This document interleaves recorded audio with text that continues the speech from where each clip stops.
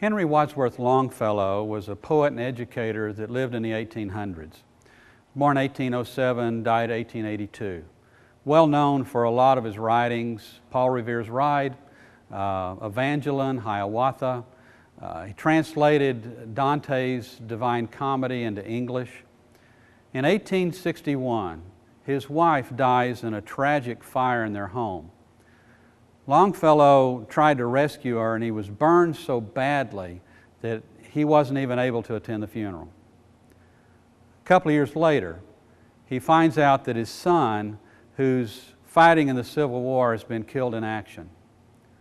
Christmas Day, 1864, Longfellow sits down and he pens a poem that he entitles Christmas Bells. 7 stanzas. 2 of those had to do specifically with the Civil War. The other 5 were taken and crafted into a Christmas carol that you and I know as I Heard the Bells on Christmas Day. A few years ago, I heard a version of that song by Casting Crowns that caused me to really listen to it probably for the first time. And that drove me to look at the backstory.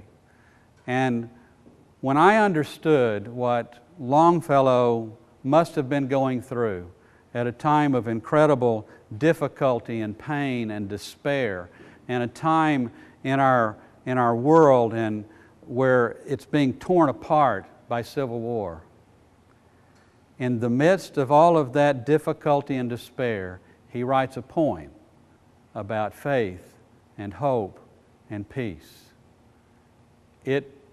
It really resonated with me in a way that was just amazing.